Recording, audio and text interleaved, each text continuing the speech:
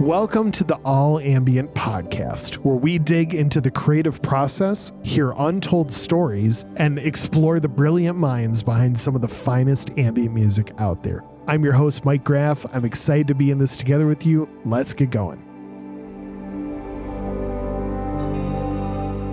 Here we are, everyone. Thanks again for joining us for a roundtable episode of the All Ambient podcast. My name is Mike Graff. I make music as Dear Gravity. I am joined today by the three faithful at the roundtable, who I have the pleasure of doing this with time and time again. Kirk Smith of We Dream of Eden, Marshall Usinger of Beasts of the Earth, Ben Tatlow of Antarctic Wastelands. We had a chance to talk this week about what is happening on the live performance side of the music industry. What's happening in concert world, venues, ticket sales, the expenses, everything that's happened since COVID within the last 5+ years. It's been interesting to watch the twists and turns and how it relates back to kind of the crux of it all, the actual recorded music that then gets broadcasted to make a live show possible. We explored some unique corners of the conversation. Pretty interesting one. You're not going to want to miss it. Let's dig right into this week's Roundtable episode. Oh my gosh, I used to play with this dude. He occasionally played at this church I used to play at, and he brought in this synth. It was like a Roland something, like nothing nice, right? But It looked like it had been, like, it looked like part of it had been like sawed off. And I was like, dude, what's up with that synth? He's like, oh man, I got this from this band. I can't remember. The band was called Twilight something or another. And he's like, yeah, the singer wanted it to be like this compact synth, and he literally had the ends like surgically like sawed off. And he's like, yeah, it's like not, he's like, it works like 80% of the time. It's like not that big of a deal. I was like, okay, cool. It only erupts in flames the other 20% of the time. Most of the time it works. So you're going to play that here and we'll just like shoot 8 out of 10, hopefully. Man. That's the fact doable. that it works at all is just fascinating. Yeah. You think that the engineering inside of those things, like every square centimeter is spoken for. And who knows? I mean, I don't know, but that's such a very like touring band musician thing to do, right? Like that sounds so much like, yeah, that's about right. Yeah, I just like cut it. We need a little more room in the van. Cut off the end of the synth. It's fine. Oh, that's so funny. I love that. Oh man, well, with that in mind, welcome to the All Ambient Roundtable, everybody. I'm really grateful for these guys. It's fun to just jaw and just to hang. Really glad to be together. And at time of recording, we're not quite to the season yet, but I will say at time of recording, it is before the official end of the holiday season. We'll probably release this post-holiday season, but happy holidays to all of you. And for those who celebrate Christmas, a merry belated Christmas to you. Hope you had a great time. And yeah, seeing as how we in this room are pre-holidays and Christmas and all that fun stuff, you guys are you big plans when it comes to kind of the whole season that gears down towards, I know we've talked about like work-wise before, kind of what you do at the end of the year and launch into the new year, but yeah, you guys got any big plans? Ben, I know you've got something. I'm not going to put you completely on the spot, but you guys are doing a bit of traveling, right? We are. We're heading to the UK for a couple of weeks and then over to Sweden for a week. So 3 weeks in total. It'll be a big trip. 2 young kids, long flights. Are the kids excited? Do they have any idea what's coming? The older one, who's almost 5, yes, he is fully aware and excited. The younger one, who is still 1, but definitely knows that something's up. Of course, yeah. And is wired, like fully here for whatever's about to happen, but he doesn't fully know what it is. So when he sees the suitcases kind of emerge, he's like pushing them around the house and stuff. So It is happening. It's all go. It'll be fun to get away for a few weeks. Yeah, looking forward to it for sure. Oh, good for you guys. That's awesome. Marcia, what are any big plans for you, or are you keeping it pretty low key, or kind of a combination of the two? Pretty chill, I think. Yeah. Awesome.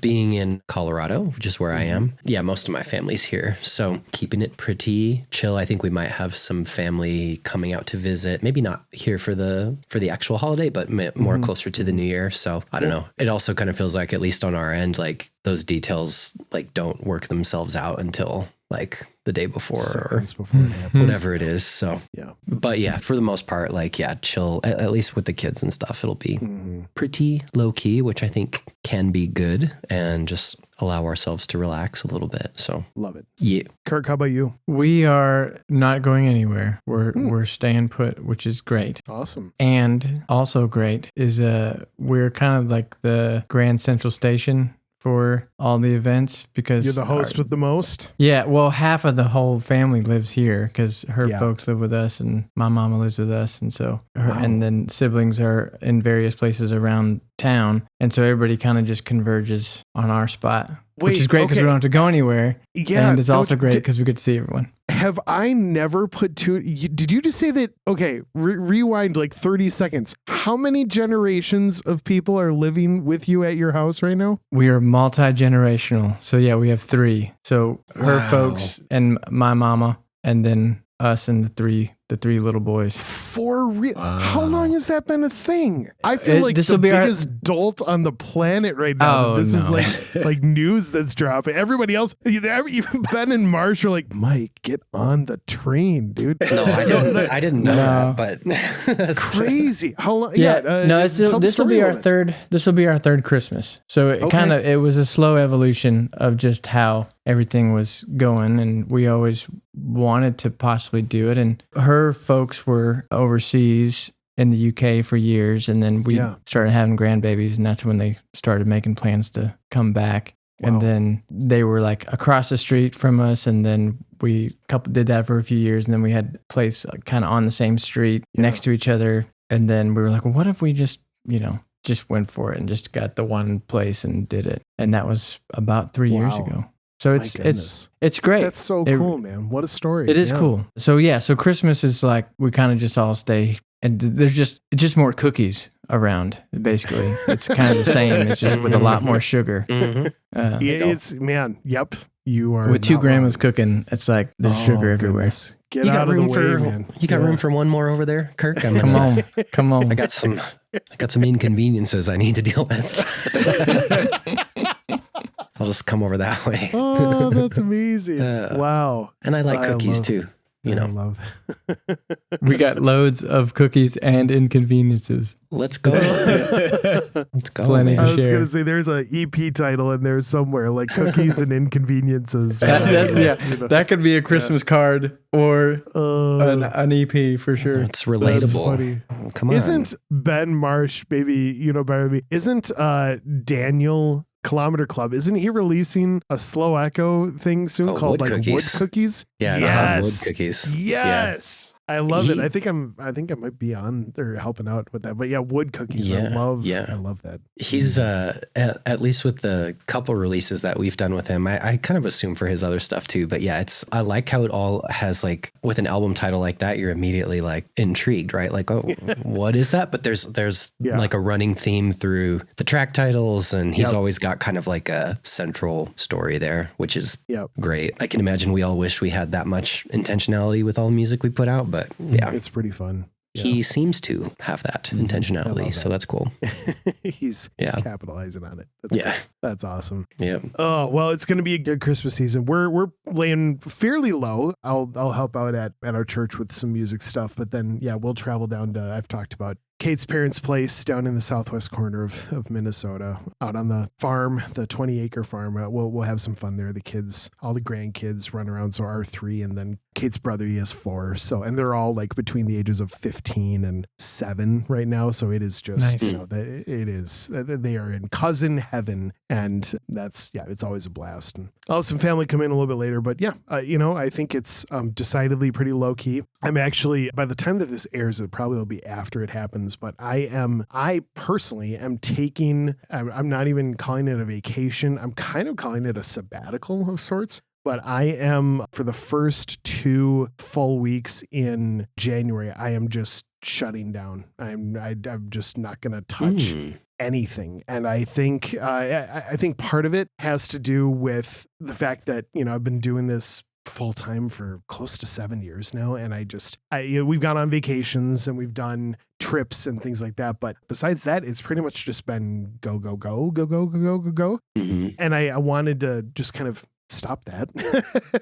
More so for the ability to say, like, I can stop that if I want to, that it's not a completely unformidable train that I have no opportunity to pump the brakes on ever if I ever want to do so. And not in the sense of like quitting or anything like that, but more so like I still have the ability to call some shots here. This is not a whole system that has been set up and I'm just at the mercy of that. So flexing that a little bit, but also I'm just trying to shift gears down into, I've kind of spent a lot of 2024 refining a lot of the other things that I've said yes to and other little, kind of side projects or production opportunities or freelance clients or anything. I've very much refined that entire clump down into a very different sized amount of projects. And the value for me in that is that the ones that survived are the ones that bring a lot of life, but also the ones that now get to like triple down into and the ones that are going to get even more of my attention and my focus. And so I kind of wanted to just sort of put a mark in the sand and just,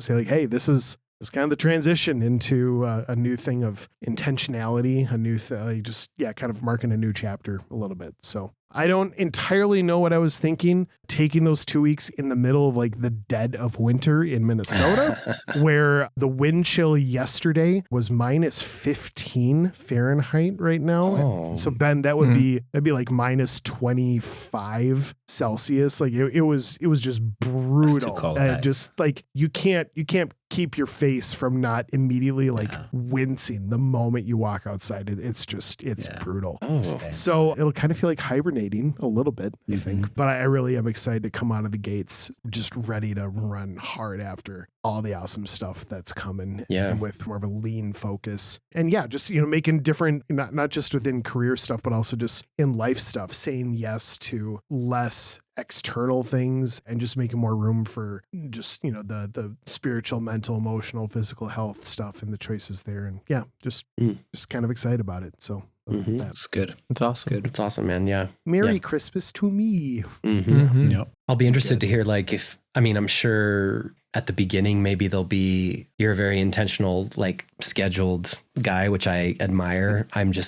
It'll be interesting to talk about kind of after and kind of see like, how much you had the itch to kind of be like, okay, like it's okay that I'm taking time off, right? Like the music licensing, the ambient world isn't imploding now that I'm not working today. Correct. I'll just, I know that's for me, even on just if it's like a day that I'm sick, right? It's always like a challenge of like, I'm allowed to lay in bed a little longer if I don't feel well today or these kinds of things, so. Yeah. But that's good, man. It's it's very healthy. I'm sure we could all like use probably a little bit more of that than we often take, Sure.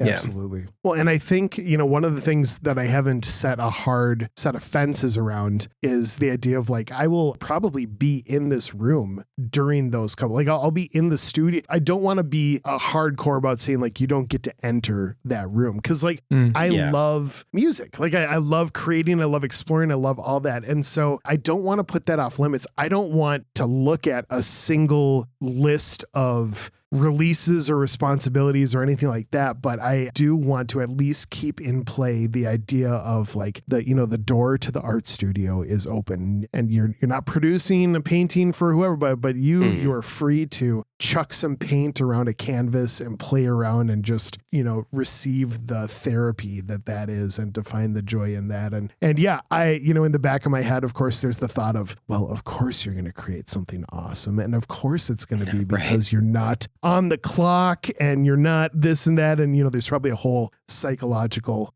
breakdown of what that looks like that we could postpartum later. But I guess all that to say, I'm going to just have some fun and it's going to be great. So love it. See you on the other side, guys. It'll be really nice. Yeah. Cheers, man. Okay, well, we have some stuff to talk about. I would love to chew over something with you guys. And it's not entirely music news related, but it is like, it kind of stems from some stuff that is going on in the music industry as of late, but also just kind of as a whole ever since, we're recording this at the end of 2024. So we are, believe it or not, we are almost 5 years out from kind of the moment that shook the world, in March of 2020 and just kind of rocked all these industries, from top to bottom. But certainly the live music world was something that saw just a dramatic impact when COVID hit. The world just, went lockdown and the slow crawl back out of that for years. Many of, which there were so many casualties of all these awesome venues and all that. Like it just, it's kind of heartbreaking in a sense, but life goes on. But one of the interesting things that I've been tracking is, and I'm sure you guys have seen it to some degree. I'll kind of pull it all together in a second, but I've seen several like mid to fairly large artists who will announce a tour and it looks great. And they're doing anywhere from, 600 seat to 8,000 person venues, or even, bigger than that, even some of the arena tours and whatnot, where they're announcing it. And then at some point in the journey, they come back out and say, actually, we're canceling this. We're unable to pull this off. And before one just says, that's a ticket sales problem, because to some degree, like I get some of the, that's probably the majority of the case for a couple of the artists who have had this sort of thing happen. But I do see a lot of like artists playing theaters and playing, again, like spaces. We have a space in town in the Twin Cities called the Armory. That's like basically a converted like Armed Forces Armory that fits about 8,000 people. It's like super cool venue. But, some artists who have been lined up to come through town and play that venue, amongst other great venues on this continent and across the world, that when you hear them talk about it, sometimes it's covert, sometimes they're a little more overt, but basically the whole idea comes down to like this live music system has there are enough pins that have fallen that essentially make this just financially unfeasible for us to go out on the road for weeks and weeks and weeks and turn really any sort of profit whatsoever. The majority of the money going to the venues, the majority of the money, if they have, a label deal that soaks up a lot of the 360 stuff and gets deep cuts of all their merch at shows and stuff, it just becomes an equation that just doesn't work. And, the COVID thing, I think, really multiplied it because all of a sudden you have such a shortage of venues that are able to run. So supply goes way down and that demand goes up. The number of people who are even qualified to literally drive tour buses, or the people who are doing all the rigging and all that stuff, they became that much more in demand just because there were so few of them to do so. So all the rates went up. It just all became so much more expensive. And it's one thing for, like a smaller artist to not necessarily be profitable along, kind of a short tour journey, but it's another thing for artists who are, winning Grammys and have sold hundreds and hundreds of thousands or, millions of records when selling records used to be the thing, or who are doing, hundreds of millions of streams and are saying, this touring thing just isn't this isn't going to work. You kind of cap that all off by, not only are ticket prices rising now, but all the whole, have you guys been tracking with the Ticketmaster Live Nation antitrust lawsuit that's happening and some of the stuff that's going on in the U.S. court with all that? I don't think it's okay if you haven't. I'm kind of geeking. I just remember the interview with John Bellion. Yeah. I listened to a lot of that, but the thing that he kept harping on was like the peanuts and parking. Yeah, which is, like when it all comes down to it, the fact that there is kind of like a singular, monopoly sort of situation going across, almost every venue that happens, that's, when, we don't have to get into all the details, but like when it is mandated in a venue's, contract that, hey, here are these 10 towels for your green room. And each one of those, that's $250 worth of towels and it's going to go right on your bill. It's going to come right against your ticket prices. And here's, the 40 bottles of water and we're going to charge you $8 a bottle for, even though they paid, $3 for, a whole pallet of them at Costco down the street, but there's no fighting it. It's all a system that is built to have no competition whatsoever. The lawsuit is kind of an interesting thing. I'm super long-winded. The question in the middle of all of this is, I just started asking myself, like, how much incentive is there anymore to even being a live act in the world of the music industry. Like I get how powerful of a thing the concert is. Like it's never going to disappear by all means, but I'm curious if we are sort of at the dawn of the next wave of the industry where we've already seen the part of the industry die out where like you either make nothing or you make a killing at it. Like that was kind of the major world of, decades ago. Now we're at a place where it is harder than ever to make a killing at it, but it is more possible than ever to make a good living at it. And we, like everyone around this table, like I'm grateful that I get to feed my family and invest for the future because of music. Like that's, what a gift. That's awesome. But I'm curious if we are sort of at, maybe it's not identical, but the dawn of like another chapter, another thing that's saying, hey, like music, like I want to do this, but I feel like the world of studio creation, I feel like the world of like the world that we all exist in, the streaming and the licensing is becoming that much more important, that much more valuable because the live and just the numbers are starting to look in a way that it is becoming almost inaccessible for a lot of people. And so, yeah, I've been kind of batting around what it looks like for being a live act to be de-incentivized for all of us we are not live acts. We are studio, we are recording artists in the purest sense of that. Like we record and we release, which is great. Mm-hmm. But I'm just curious.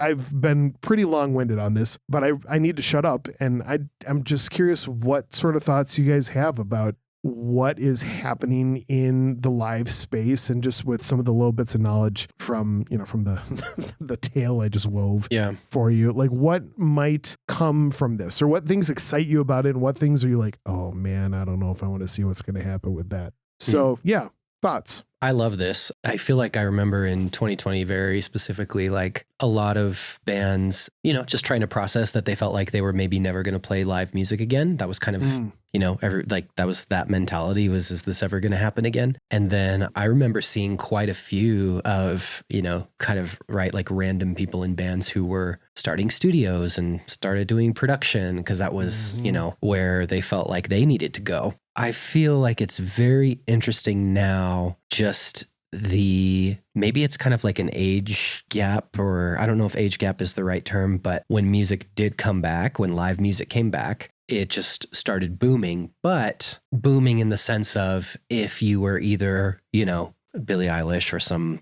massive artist, or you had like some element of nostalgia where, all these bands are touring on their albums that are 20 years old. So to me, like, and those are the shows that I go to, right? Like I go to all these shows that are, the 20-year celebration of whatever. And those are all the shows that are selling out and these bands are coming back together and doing really well. So I do kind of feel like there's this weird like gap of, even if you're a modern contemporary artist who has a following on Spotify, but you don't have like this kind of massive, like influential record. I feel like there's a little gap there of, it's like it doesn't make a lot of sense to just tour the country on, kind of a somewhat loose following. I feel like there has to be either a record that's been really big or kind of something, that people were, grabbed onto in whatever it was, the early 2000s or that whole thing. I think moving forward, like, I don't know, that's kind of like how I foresee it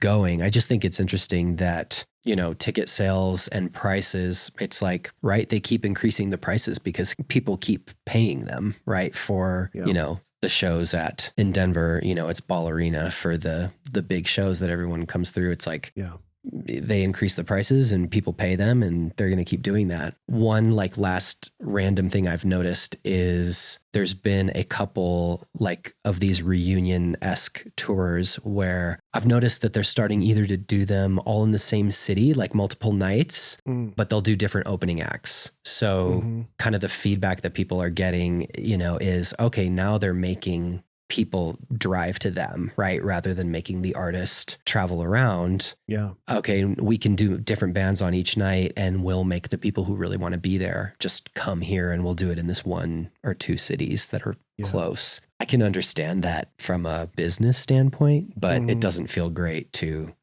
maybe people who would really want to see that show otherwise who are across the country or whatever. So yeah, just a couple. I feel like we talked about it. It was a while ago, but didn't Adele do that very thing to like the grandest degree? Mm-hmm. Yeah. Well, wasn't it? Was it in Germany? Was it in Berlin or something like that? I can't remember where, but I do feel like that was one of the first noticeable-ish examples of that.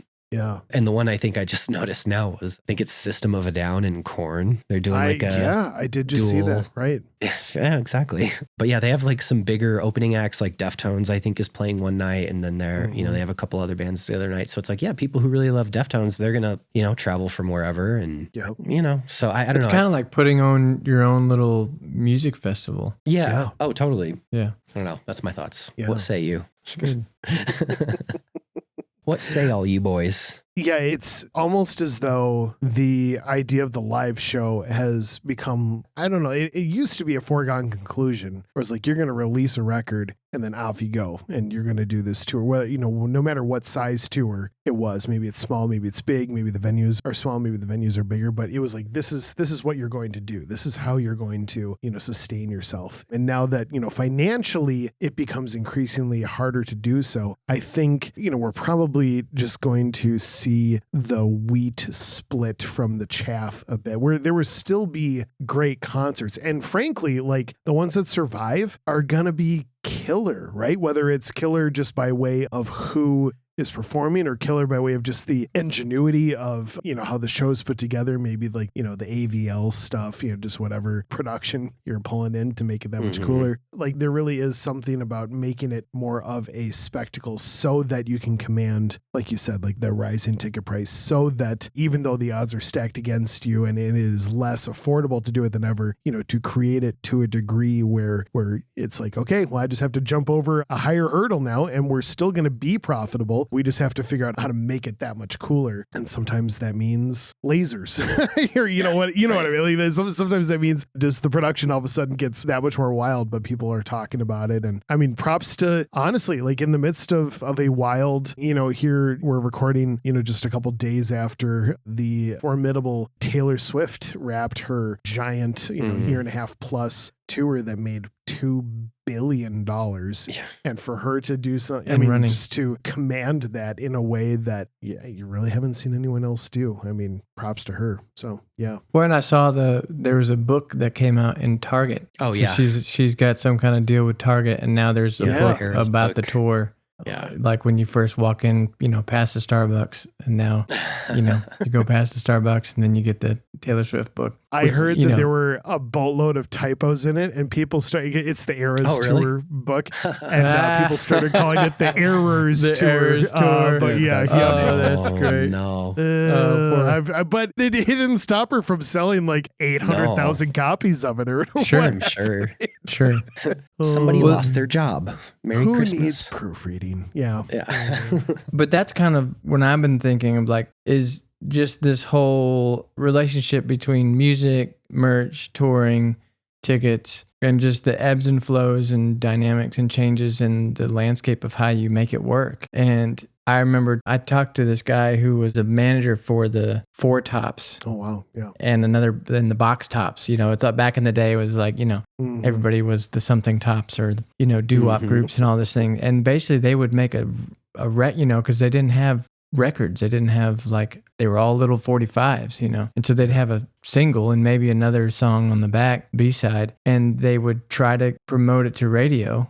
And if something hit, then they would tour, and so they would, they'd make the music. And then if they had something good, they would pitch it. And then if it worked on radio, it would create a demand for a tour. Right. Mm-hmm. So that was kind of how it happened in that moment. And then you'd have things to sell when you were on tour. And then it felt like there were times where people would make a tour or plan on having a tour. Yeah. And then they're like, well, we should probably make a record or we should have something lined up, have a record ready to go so that when we go on tour. And that I remember talking to another music exec guy, and he was like, the record is like, it's the memento that you get because you went to the show, so really the show was the thing and then you bought the record because as kind of a point of connection. So it was like either, the music is creating demand for the tour, or the tour is creating demand for the record or for the t-shirt or whatever. And now kind of the physical sales went away. And then you had streaming, and now streaming's finally profitable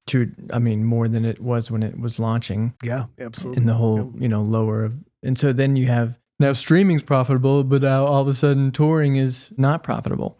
And so then you have, guys like, I was thinking about the Mark Sibilia guy who was creating music, not thinking he would ever tour, and then started making content that started creating demand, and then followed up with a tour. So it's almost kind of like the old original model of like, we're just going to make the music, and then if stuff starts to pop off, we're going to look at the data. And back in the day, the data was the radio spins, which stations are popping off, and then they can plan a tour around that. And then the calls that they would get into the station for, hey, play that song.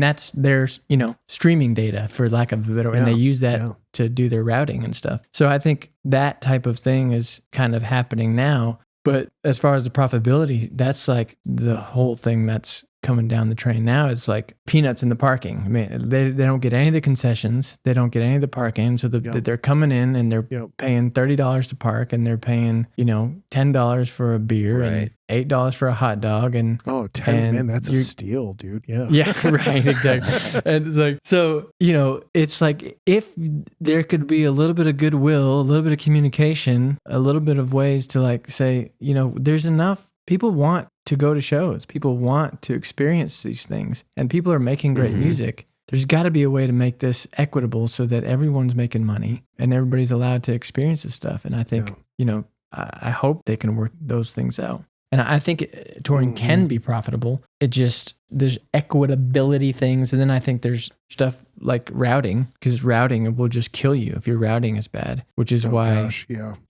which is why these guys are doing these kind of mini festivals, because they just saved, $30,000 by not doing 8 shows and just doing them all in this one, weekend or whatever. Yep. Yeah. Well, and you could even fight further along that where, if a tour is going cross country, you've got, all these guys on staff for, week after week after week, they're getting their day rate, and they're getting, all that. So all the whole tech crew, the whole, everybody. And, not to mention, of course, whatever unions you're hiring when you show up in the city to do your rig and all that. But if you do these like bigger short spurts, like it does become more profitable. But then I think about, it's one of those cases of like when an industry evolves, and then you've got the people who are like out of a job when the industry evolves. But, the guy who is only getting hired for 5 days, over the course of the next 3 months instead of, 6 or 8 weeks or whatever. And just the impact of what that looks like, even though he's still super talented at his job and all that, just the demand on him with the way that the industry is shaping, you're starting to, evolve into just things like that. You're like, oh man,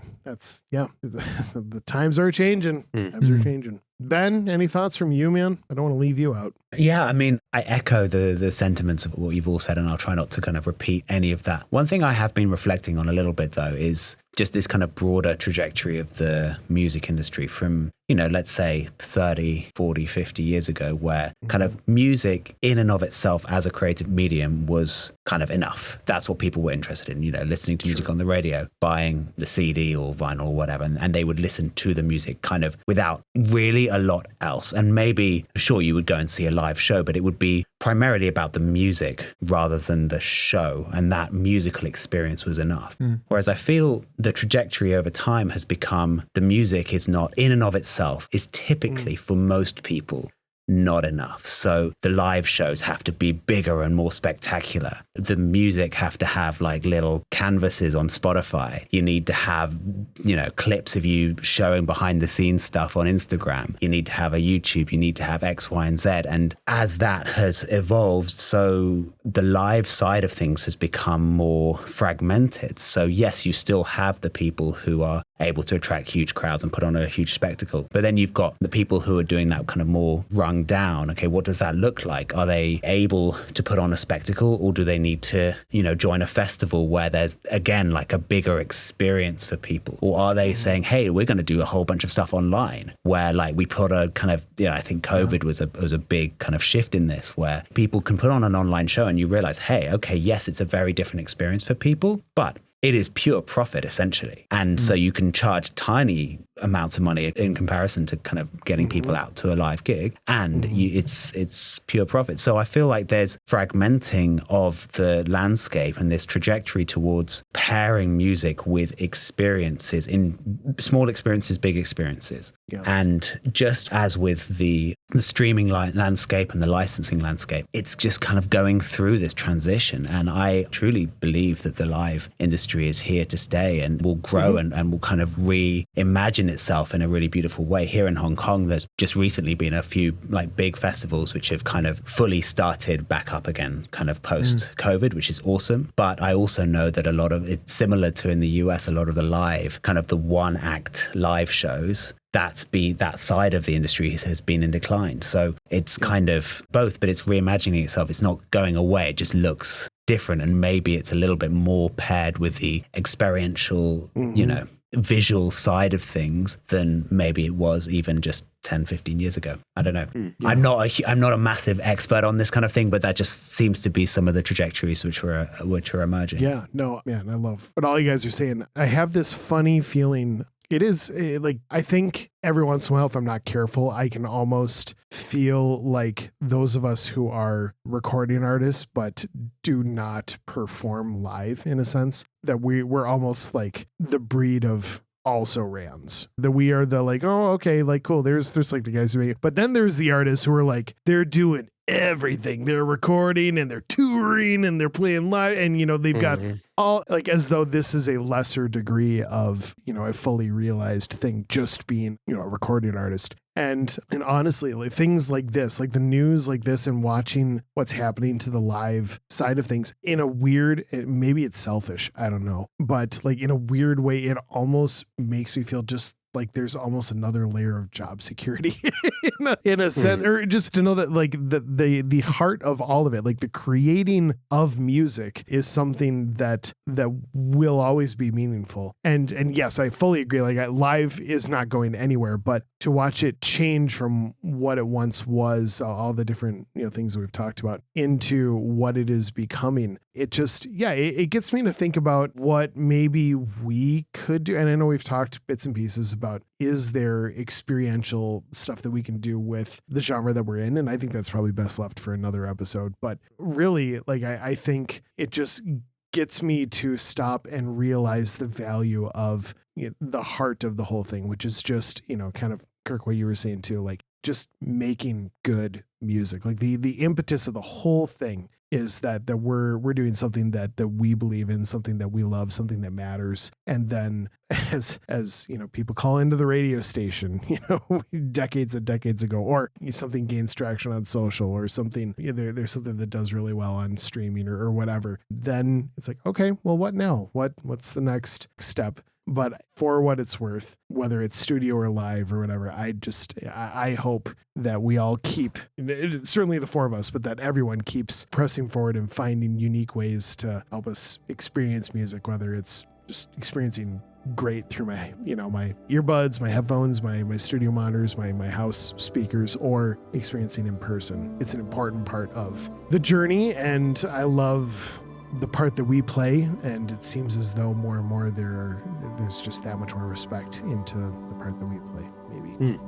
Yeah. Yep. Well, thank you guys for weighing in. We should probably cap this one, but appreciate you all. This is, always a joy, and let's keep making good things. Yeah, right on. Good stuff.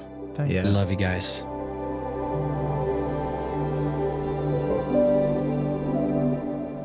Thank you for listening to the All Ambient podcast. Make sure you subscribe to the podcast so you can catch every conversation we have with all these incredible people who share the same passion. I'm looking forward to the next time, and I hope you are too. Can't wait to see you then, and until then, have an incredible day. Here's hoping this music and the heart behind it makes your day and life that much better. We'll see you next time.